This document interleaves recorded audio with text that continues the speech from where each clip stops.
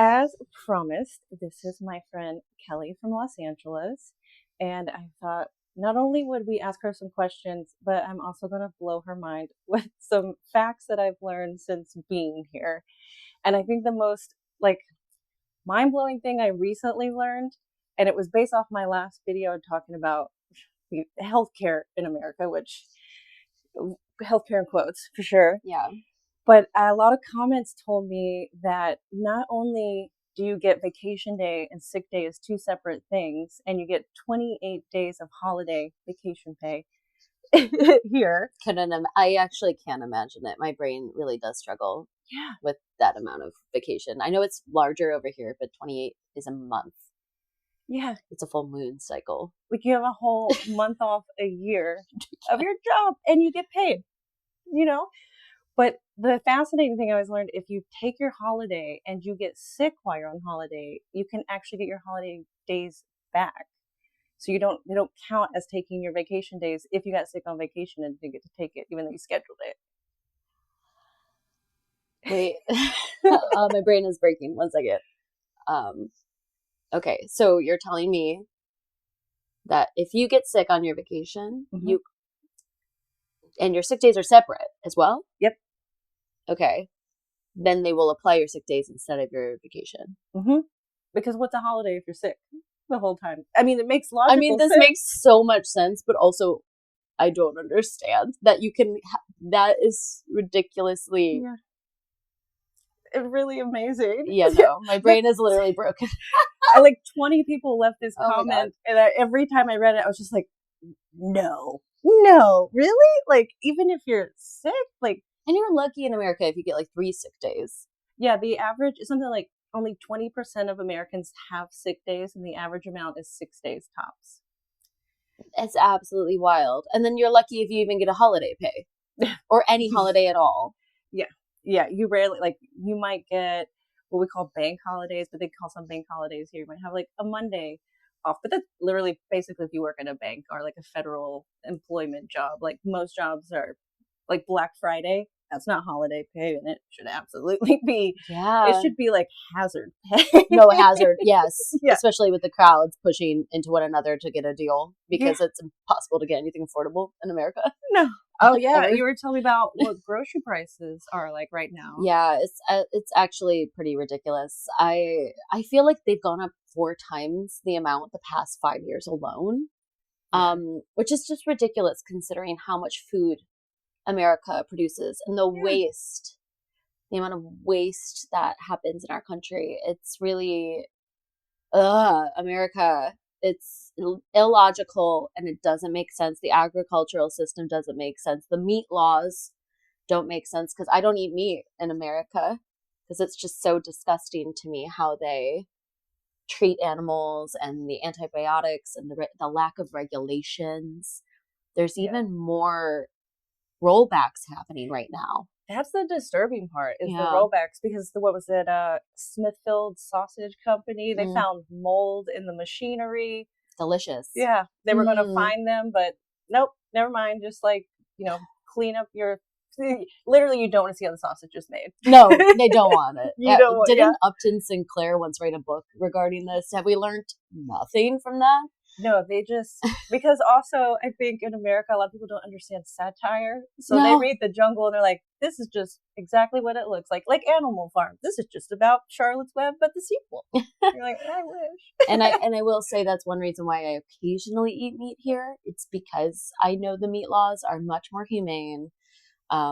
They focus a lot more on local production and ensuring that meat isn't coming from sources that are too far away from certain locations. I think people don't think about the environmental impact in America, about the distance between getting your meat to table. Yeah. And here there's way more emphasis on awareness of the farms you're getting it at, as well as how the meat is treated before slaughter. And knowing that I'm eating something that wasn't in pain does reflect in my dietary beliefs. So I carry forward a better energy knowing that my meat has been less harmed. And it's just in America, if I eat one piece of it, I feel sick. It could be a Yeah. mental thing or a spiritual thing, but to me, it's also just a basic fact because of how disgusting the meat industry is Well, yeah, there. it's pumped so full of, like you said, so many chemicals that are in American food are quite literally banned everywhere. And even just the most basic tomato from the grocery store or supermarket that you get here, they all, I don't know how to phrase it, and then they all taste like bangers. Like every tomato is like so flavorful. You never get like a dud. You're like, that's a pretty tomato, but it's bland. Every tomato's so good. The mono agricultural system in America to like mass feed people, but then Yeah. ironically only sell it and not even discount things. Like we were talking about the beauty of discounting here at grocery stores like that. Oopsies. Yeah, like that's not a thing in the United States. You're lucky if you see markdowns on Yeah. any food. They just toss it. Hmm. All of it's thrown away. There's not a lot of laws to try to stop waste and overconsumption from happening and actually giving access to people to like discounted foods. Hmm. And everything here tastes so good. Like you can literally go to the discount rack and be like, what am I going to eat tonight? Ooh, I I do that just all the time. buy this, buy that, buy that. Next thing you know, you have like 5 meals. Yeah, I always have like a plan of what I'm gonna make for dinner, and then I go Yeah. over to the Tesco and I'm like, oh well, this is on the oopsies, so this is my dinner now. It's like inspiration. Like if Yeah. you don't know what you want to eat, you just go to that counter and you're like, yeah, I'm going to get one of these. Even the prepared foods, like they have a mac and cheese that has like breadcrumbs on it. You Oh, pop it out, it's so good. one of my favorite things, I might be misspeaking on this, but like I love the flavor of blackcurrant. Oh Like yeah. I could have it in everything and it's illegal in the United States. Oh, it's illegal. It's illegal. There's an actual I had historical no idea. reason. So I think I might be misquoting here, but the history is sort of fascinating. It has to do with like current laws where they thought it was poison or they thought it was like a nightshade based Oh, thing where if you drank too much or if you had too much of it, it can make you sick. There was like some mix up. Like it wasn't the actually wrong blackcurrant. thing. It was something else that they were accusing of it being bad for you. And the law just never lifted.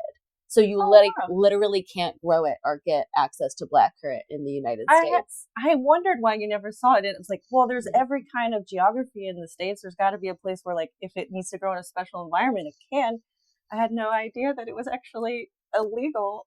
That's wild. More wonderful, nonsensical American laws that just Yeah. remove us from the nice things that you can have access to here. Can't control guns with black currant. Mm-mm. Not getting in. None of that.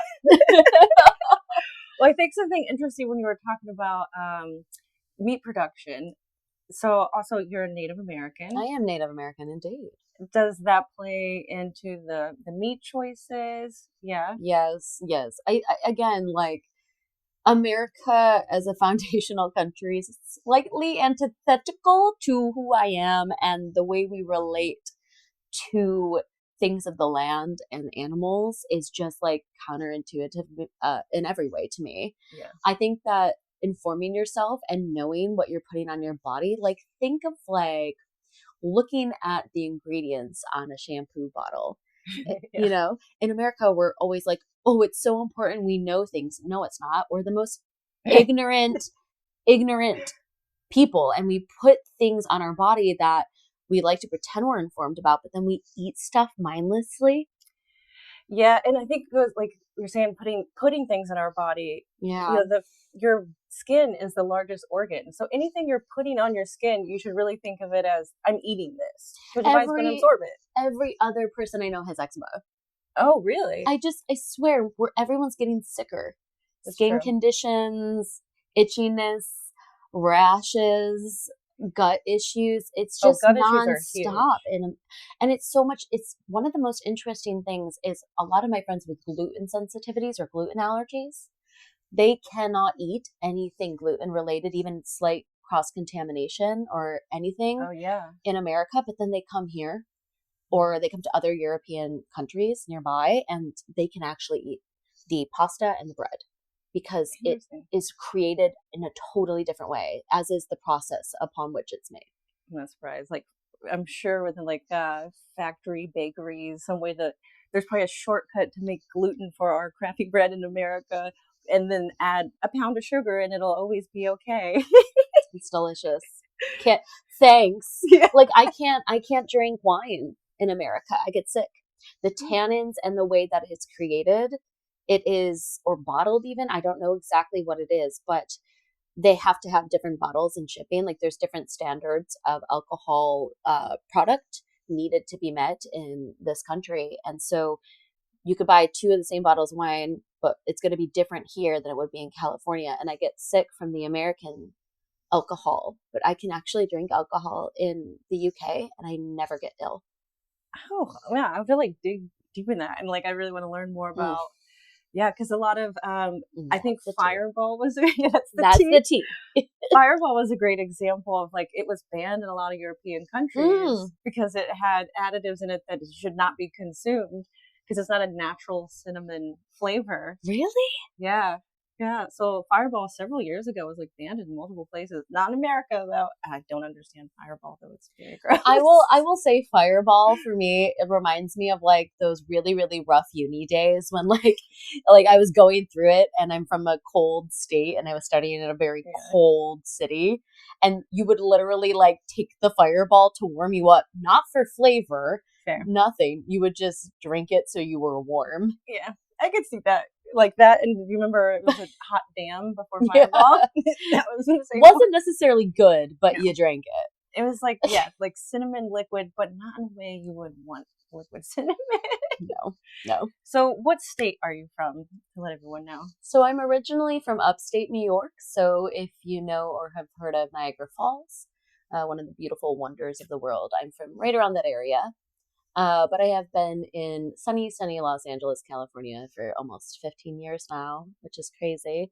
So I would say that they are both equally places. I've lived in both equally my home. Yeah. Yeah. Though I am desperately trying to make the UK my home. And I come here 5 times a year right now. Oh, and that's a great transition. Yeah. So, she's actually working on her global talent visa right now. I am.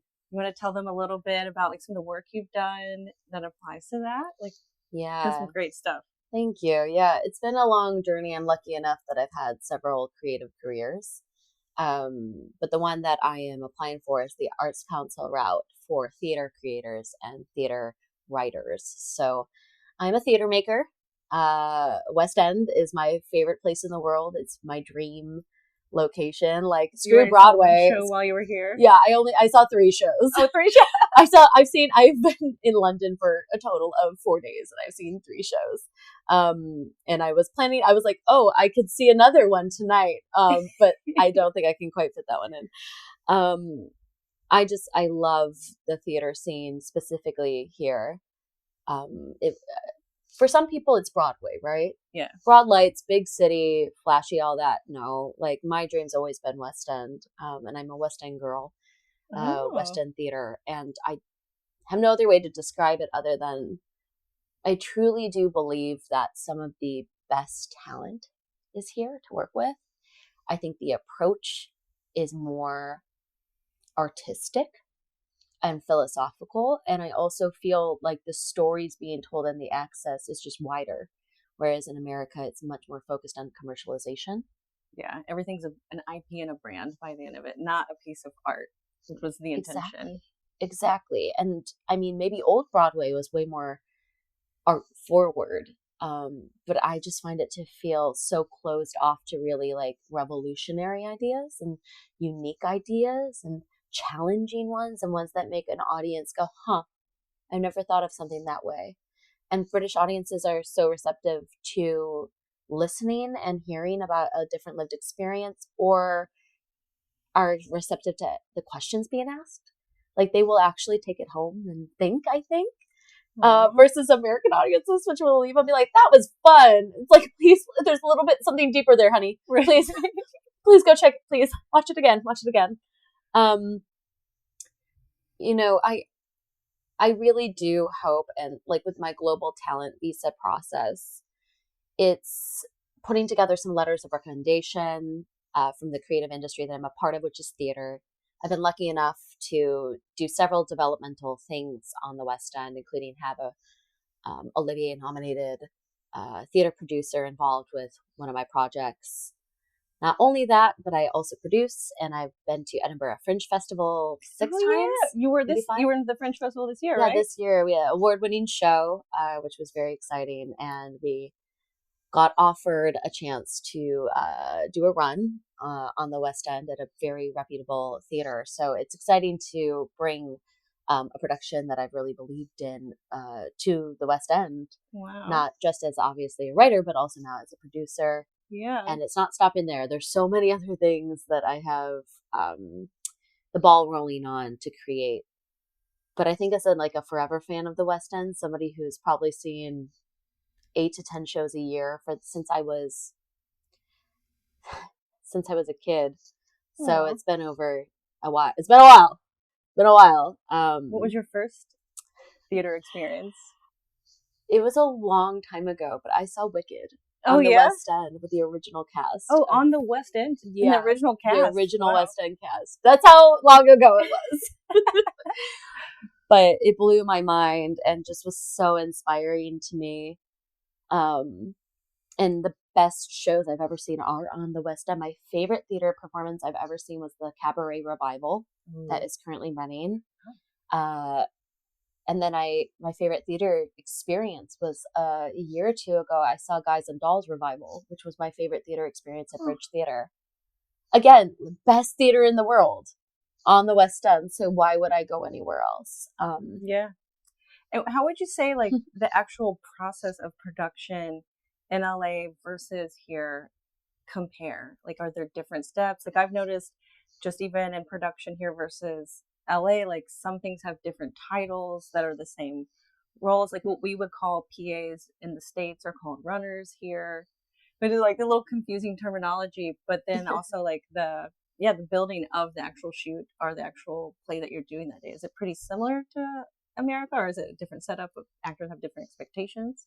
Yeah, it's a little bit different. Like here, they have more like a general management versus just producers that sort of jump aboard. There's a different structure within producer roles, like how they might come in as financiers versus as Oh, lead producers. Like there's a little bit more definition in terms of general management versus like a producer.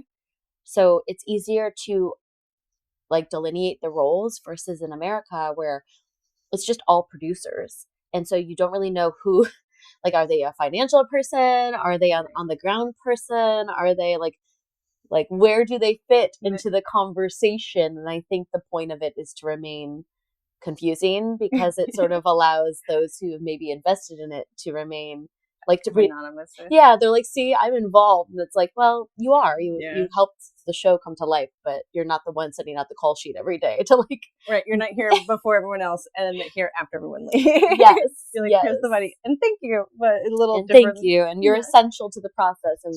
And it's so funny how like especially on the UK side as well, I think that it's more of a collaborative effort versus in the United States where sometimes you just have a big wig. It's a lot of Broadway is run by the same like 42 people. That's not to say that it's not like that in the West End. There's a lot of big heavy hitters, but there's a lot more space to have a conversation and for different investors to come in, and it's a lot healthier in terms of a wider pool of people getting involved, which allows more projects to move forward. Um, there's a different structural situation where on Broadway you have many families and companies running the same amount of theaters. Like, Yeah. yeah, it's very hard to get a Broadway theater open to take on a new show. West End has a lot of people who also like have theaters, but these people are real people. Like Right. you can meet them and have a actual conversation with these people, and they don't feel quite so inaccessible. Like the I know that some people say that like Britain's pretentious, but I actually find it the polar opposite. Um, I think Americans are more pretentious than Brits. Oh. Yeah, Hot topic, but I I can. could see that. I could see that. I think the thing here is like people are conditioned to be humble. Yes. In America, even if you want to be humble, you cannot show that. That is like a turtle with the belly up. You Mm-hmm. can never show weakness. I mean, when I've seen several comments where people talk about America sounds like survival of the fittest and the worst ways, and I would absolutely agree with it. Like, Yeah. you can easily share too much information with someone you thought was a friend, but also you met through the same industry, and they will just use that against you as much as they can or leverage that. Like, it is all about more like leverage. It is, it's interesting in, at least from my experience and my understanding, there is this sort of attitude in New York, especially with Broadway producers, where if it doesn't happen in New York, it doesn't happen anywhere. And this is a real quote from many producers. I have heard that before, yeah. They can't even understand the idea of something coming from another place, even though some hit shows have been coming from the West End and have been moving from the West End and workshopping on the West End, because everyone's starting to realize how much better it is here, the healthcare, how much more affordable it is. That's a huge factor for like, so when you're in the States, if you're working in production, you're freelance, you're contract based on that job. And as we've talked about before, your job is where your healthcare comes from. So most people who work in entertainment don't have access to an affordable healthcare plan, thus no health insurance often. And even if you join a union, and we were talking about, James Vanderbeek having to like raise money for his cancer treatment, even though he's in SAG, but he can't work, so he can't get his union hours, and it's just you get stuck with nothing. And it's so much easier to have fly over or start working on bringing people over here, get some work done, work with other British folks, and get things launched up, because you don't have to worry about that overhead cost of healthcare. Yeah. Which is really, really impactful to work. It changes everyone's mental state too, yes. Where you're just like, it takes a level of fear of just life out when you're like, if I get hit by a truck, I can call an ambulance. Yes. A lot of people here have told me, I don't know who this girl is, but there's a story about an American that came over and she got hit by a car and the car drove off and she's conscious, not like devastatingly hit, but they're calling an ambulance. And his cousin even told me about this. Like, the first thing she starts screaming, I can't afford an ambulance. I can't afford an ambulance. And nobody understood what she was. They're like, does she have a concussion? What does she mean? Just to pay for the ambulance? Because they don't realize an ambulance rides $5,000 to $10,000. And even with insurance, doesn't guarantee that ambulance is in your network. I actually had that happen to me because I studied abroad here a long time ago. And I did 6 months in London because, again, I've been trying my whole life to get over here, and hopefully the visa gets approved and I get to come join you more often. Yes. But I had a health scare, and I just needed to get some medication and like a quick meeting with the doctor. And it was like a skin condition. And I was like, oh no, I have like a rash on my hand. Oh my God. And I was really, really afraid. And they're like, all you need is just this cream thingy on your hand. You'll be fine. And I remember crying to my lead supervisor at my school because I was like sobbing because I was like, I just met with the doctor and I cannot afford this medication. And I was just bawling, thinking that the cost was going to be hundreds and hundreds and hundreds of dollars as a student in another country. I was terrified. And then she like was consoling me and she's like, I'll pay for it. I was like, no, you don't have to do that. I can't ask that of you. And then I saw the bill and it was 33 pounds. I could afford that. Like, I could have afforded that. Zero off this? Nope. It was 330? Nope, for the whole thing. For both the medication and for the doctor's appointment. Yeah, you're like, I think I can swing it. In America, that's hundreds and hundreds and hundreds of dollars. Absolutely. Dermatologists, even with insurance, is like barely covered. Because I would have the same thing. Like, sometimes I'll get like an eczema spot. Eczema, yeah. Mm-hmm. Yeah. Have not had that problem since being here either. And I'm dry as hell because it is so, we go from the hot, cold, and all the temperatures. Like, you definitely get drier coming out of the shower. Like, I need lotion. I know that is like a very white person thing. No, like, you can't tell that I'm very dry, but I'm very dry. Also, like, gotta also say, I think that the UK gummies and UK like candies, wine gums, superior.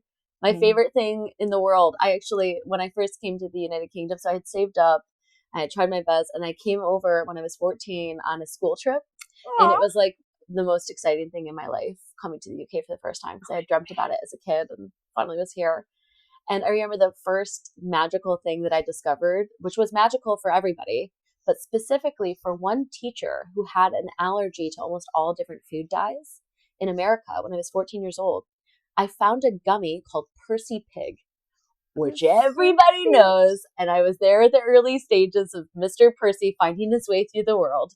Love you, Marks and Spencer, and love you, Percy. I am determined to make you the mascot that you deserve to be. Um, move over, Mickey Mouse. Percy Pig's coming into town.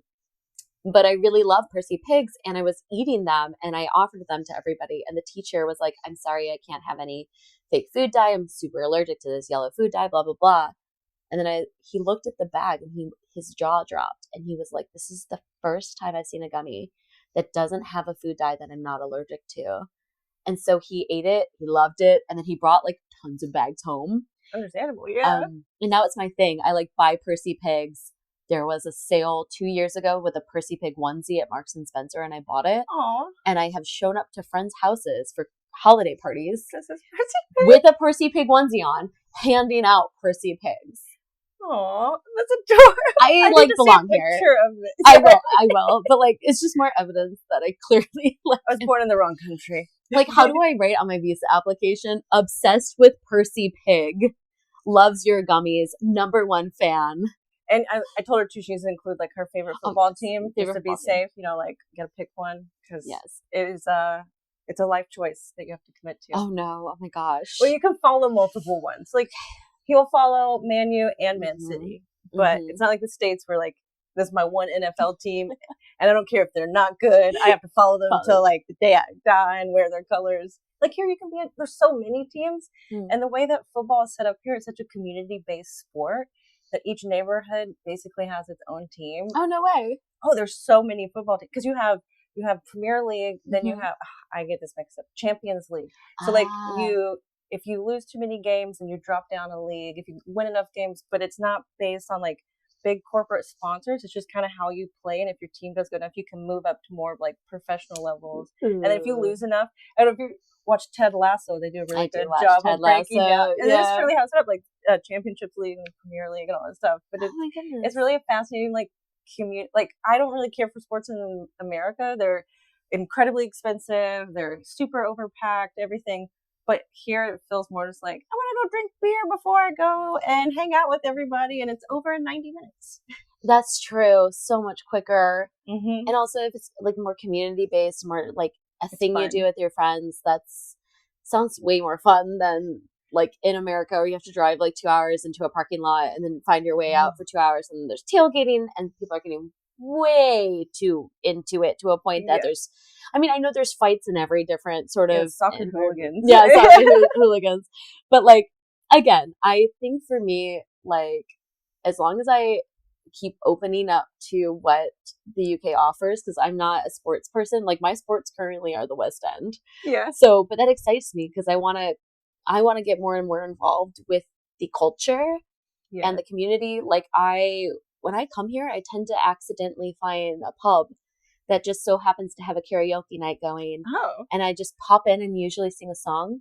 And though sometimes I feel like I'm there infringing a little bit on the environment, I usually show up respectfully and finish a drink and maybe smile at people. And after an hour or so, I'll like sing a song, and I have some, and it's actually broken the ice. So when I return or when I come back, they're like, oh, that's a girl who sings. And it's just so amazing, that feeling. Like America doesn't really have that at all. Well, karaoke in LA is ruined because there's like so many really good singers that come there to be in entertainment that whatever like drunk idea song you had, you're like, someone goes up before you and they're like, yeah, I just won American Idol. And you're like, yeah, just take me off the list. I'm not singing Macarena after all. Yeah, everyone there has to be like a 10 out of 10 or else you feel like ashamed to sing. Whereas here, it's more about like putting your arm around your friend, like having a pint and then like singing in the mic together, which is I think is so lovely. Yeah, like nobody wants to go to American Idol when they're drinking. Like you want to just drink, and I am drunk enough now that I'm comfortable enough to get up in front of everyone and show them my terrible singing voice. And like they're way more community centered and focused. Like I know there's a lot of young kids who don't drink here in the UK, and their pubs are becoming way more about just like the culture of hanging out than it is third place, the third spot, right? Yeah, is what you call it. Like that's the struggle, is that things become so expensive. The only places you can go that aren't someone else's house is like basically a fee to get in, no matter what it is, because it's not affordable. Yeah. But here you can go to the pub, And you get half pints here? I do. I get half pints all the Blew my time. mind. I didn't know about When that. I discovered I could get a half pint, I was like, this is my new thing. Because Yeah. I love having just something to sip on, but I also am very much so like, I don't know what I'm actually in the mood for. Oh, that too, So yeah. I can always start with like my half pint of cider and then go from there. Yeah. And it's great. It's great. And I'm a lightweight, so I'm like, because I will just sit there and keep drinking it if it's sitting in front of me. And so, and their pints are bigger, which is confusing, but their pints are bigger. And so you can just easily like, uh-oh. And then you stand up and you're like, I need some chips. Yeah. Yeah. So let's see. Actually, so Thanksgiving's coming up. Yes, Thanksgiving. That in the States, which is interesting. Obviously, not a holiday that exists here, but the story we're told as kids is that the Pilgrims came over and shared dinner with the Native Americans. And it was all fine, except super besties. What it actually was a massacre, but we hide that information conveniently. So we talked about it a little last night, but I'm curious, how do you feel about Thanksgiving? Do you enjoy it? Is it like... It's a controversial thing even within Native communities, because some people are like, we do not celebrate what happened by any means. But then there's certain Natives that were like, this is actually a part of who we are, and like a ceremonial thing, like celebrating harvest and having a big meal around this time of year before the winter season kicks in. Yeah. So it's a catch-22. And I also think in America, we are so devoid of family gathering and absolutely devoid of like holiday, devoid of being able to spend time together, that any time together is precious. So it's sort of sad, because I want people to be able to love and enjoy the one time we can all gather. Everyone has the day off. Everyone actually has the day off, which is just like unheard of. Yeah. I think there's 2 days out of the whole year this happens in Christmas America. Day and Thanksgiving are the only day that almost everything actually is closed. And not everything is closed. Some things are still open, but it's just like 95% of everything is closed. So most people could make it. And it is really sad in its own way, because like it should be a celebration of the bounty of what the land gives us. Like there is so much food in America, and there's so much to reap and harvest from and celebrate, to have food on our plates, but it's become devoid of honoring the land and what it gives you. And it's become a lot more about Black Friday. Oh, it really Black has. Friday. It's become more about consumerism or mindlessness and just eating. But we forget why we eat and celebrate food to begin with. It's because there were times of hardship, and there were times where there was not food always available on the table for certain people. So Thanksgiving for me is a complex holiday, because it's one of my favorite holidays in the world. The food is delicious, and it's very much so like native foods. I think people don't realize pumpkin, which I know is hard to get here, is available. But courgettes, zucchini. What do they call it here? And then like eggplants, aubergine. Yes, I'm still trying to remember. Yeah. But like those are all squashes, and so squash is something that's native. Tomato is something from our land. Corn. Some people don't realize that. Corn, which is very common. It's really hard to find. Like I can't find cornmeal over here, because I want to make cornbread. Oh yeah, I love cornbread, but I have not found cornmeal. Like America loves corn in a different way. Yeah, that's funny. Also pizzas, like you need certain corn starches to get the crust. But there's a lot of things that we do find in our day-to-day foods that are like currently, or at least originally, from overseas, where I'm from. So I love it because we celebrate it, but I also struggle with it because of the origins and the history behind the holiday, which just, it's so rare that we have a holiday in the United States that's coming from a place of goodness and honoring truth.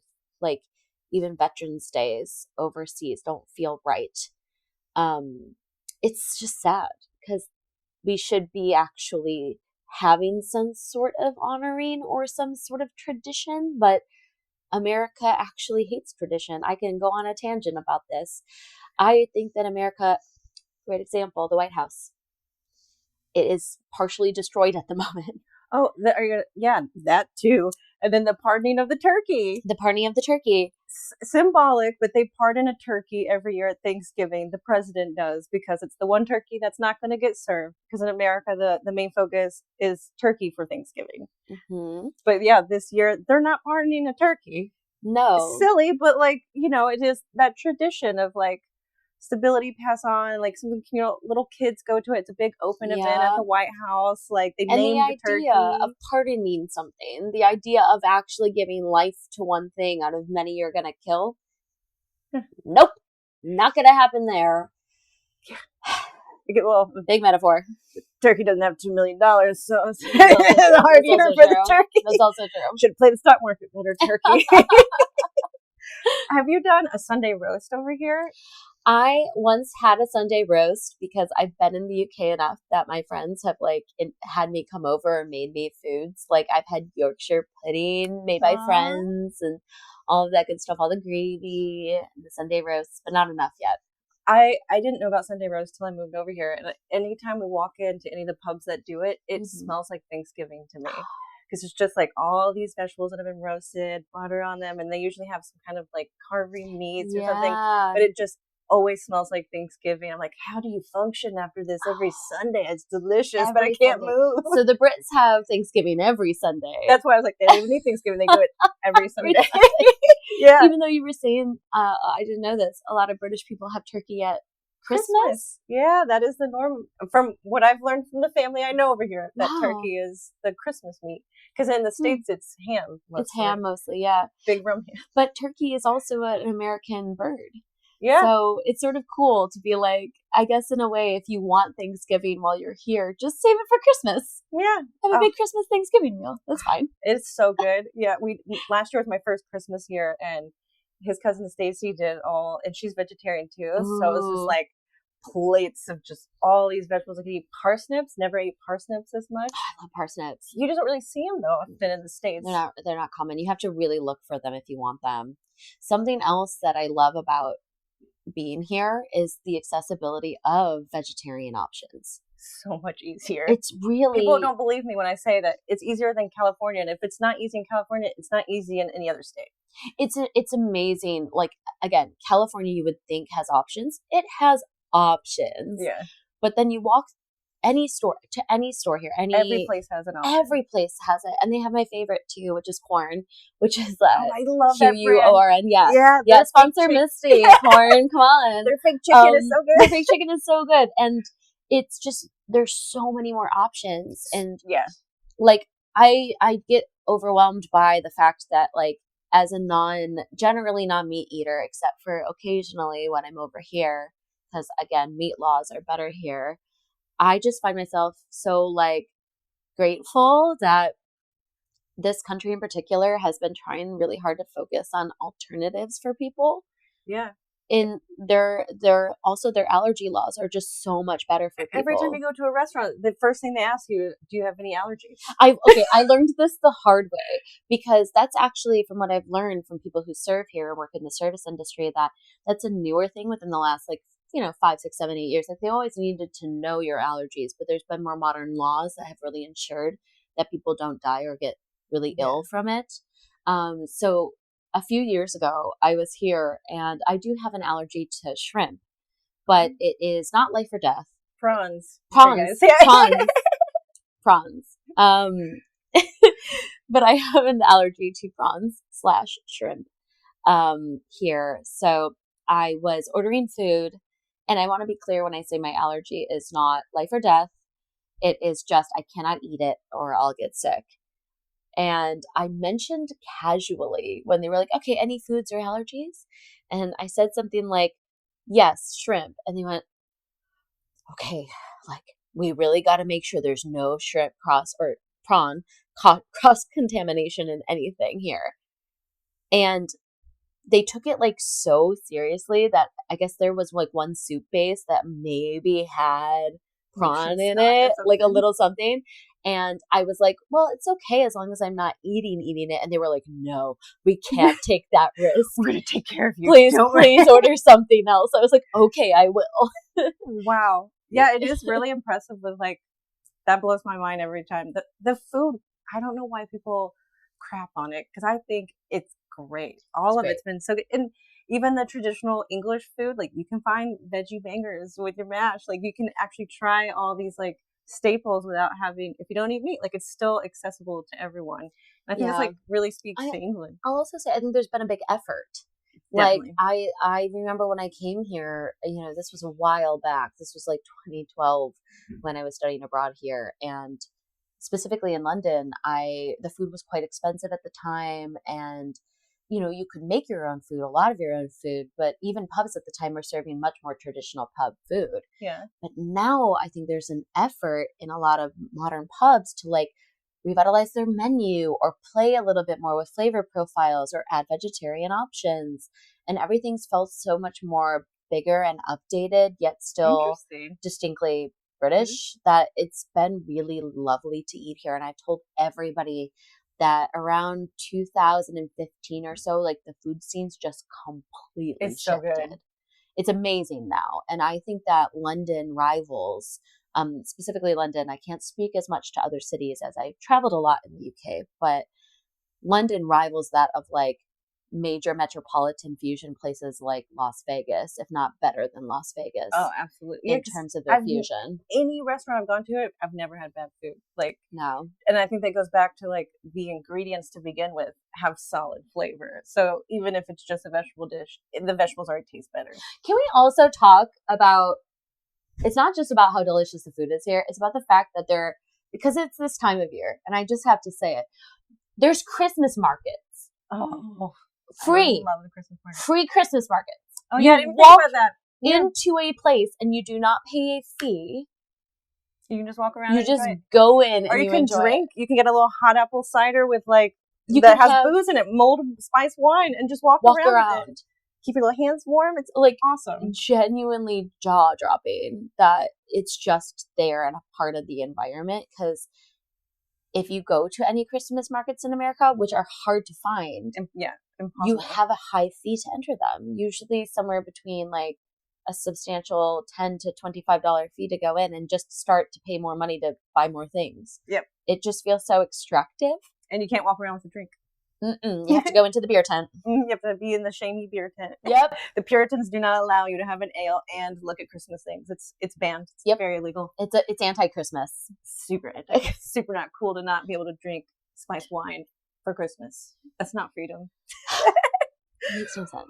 Well, if you wanted to tell everyone, let's say, what would you tell a shocking fact about America to a British person? And what would you say has been the most shocking thing you've learned about England as an American? Oh, wow. This is a hard one. The most shocking thing. What would I do to shock somebody? You'd be surprised that the little things in America shock them because we just accept them as normal. As normal. I guess for me, it's guns. Yeah. To be very blunt. The most shocking thing in America is that there is so much gun violence. I've had guns to my face. I've been chased. I've been so many dangerous things. And this is not uncommon. It's not. It's not. I think it's something like 1 in every 7 Americans have experienced some form of gun violence. Mm-hmm. It's ridiculous. Yeah, the statistics are, it's not if, it's when. It's actually crazy. And so then the idea of like being here and not like the most scariest thing is the idea that somebody will stab me. Now that is a valid threat. Somebody stabbing you is terrifying. I want to make it very clear. But for a person like me who has grown up in America and not in necessarily always the safest towns or cities in America, I'm like, that's nothing. Someone's going to come at me with a knife. Like, I'm ready to go. I could just punch that guy right in. Like, I go in the ambulance for free after they stab me? Oh, darn. They have a knife and I have these claws and I know how to use them. Like, literally, women in America, almost all of them take some sort or are encouraged to take some form of self-defense. You can't carry mace here. Really? Mm-hmm. Okay, that's shocking. It's a weapon, like, and you can't have, say, like, I bring it on my dog walk every single day in America. I carry mace. I had mace on my keychain all the time, everywhere. Wow. Like, I never not had some sort of self-defense item. But here, it's a weapon, and you can't have mace. Some lady actually just got in trouble on the tube for macing somebody, and she was an American. Yeah, so Get me out of sorry, there. you know, like we don't know her. I'd never claim to know her. No. But there were pictures all over Reddit of this lady like macing somebody, and yeah, it's very embarrassing. But that's how I learned. It's like, oh, mace Wow. is illegal. Didn't even know that. Haven't used it, carried it, or even have it with me. But it never occurred to me that mace would be banned. That is pretty shocking. You can buy it at the counter I everywhere. will say there are some things that I hope that the UK considers in the future, which are actually like, as an American, I'm like, you know what, this is something I would love the UK to have one day. I love dogs, and I think there are some dog breeds that we can open ourselves up to here that are actually really lovely and have just a really bad reputation because it's the owners, you know what I mean? Yeah.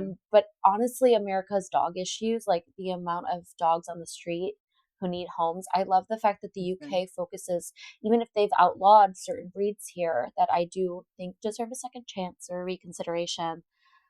I'm so glad that there's rarely a stray dog, or if there's a dog who Or needs the a home. cats. The cats. Like, people think I it's know. cruel that you keep cats inside here. And every cat I've ever seen on the street here, I've never seen a mangy one, Yep. thin one. They're definitely, every neighbor is like taking care of that cat. And there's a little cat that walks the back fence. And I've heard my downstairs neighbor before be like, hey, little cat. Like, just talk, like, everyone is, they say you can judge a country by the way it treats its women and its animals. And I think that holds really true. Yeah, I do too. So there's a lot to learn with that too. Shocking wise to walk around and not see a lot of mangy or uncared for animals. Whereas foxes, oh my gosh, foxes are so cute. They make the funniest sounds They do. too. Like when I first moved over here, heard one having a great night, but you hear it and you're like, does someone need help? What? It sounds like a person. Yeah, like screaming. A child. Yeah. Like, no, that's just the foxes and heat. And you're like, oh, I don't know how that evolutionarily happened, just the sound they make, but okay, sure. Noted. Well, would you like to tell anyone, you're talking about your musicals they can check out, anything before we wrap it up for you? Yeah, I'm Kelly. Please do keep apprised of my musicals, of the other writing work that I do, of any sort of professional gaming I do. I'm a professional gamer as well. She does Dungeons and Dragons in a castle. Yes, I do. Mostly in the UK, which is again one of the reasons why I'm over here. Not too many castles in America. So. No, and I do like holiday weekends and events, all these other things. So looking forward to 2026. There'll be a lot of that. So feel free to find me on the internet. My handle is at Kelly Lynn Dang. So KELLYLYNNEDANG. And that's I'll link it in the bottom so you can find it. Thanks, Misty. Well, thanks for talking to me about all this. Everyone who's been following this channel is just really sweet. They've been so welcoming, and I'm sure they'll absolutely give you the same welcome. Like, some of the comments literally have made me cry before. They're like, people like you make this country better. America's loss, our gain. It's like, oh, shit. Please, as a Native American, I need that. Like, please, I would rather be a Native American in the UK than a Native. You just have to wear the little like British wig. That's the rule, right? Yeah. Get here. We'll talk about that one. Yeah, the tea alarm at noon too. So it's serious stuff. That one I can do. That one I can.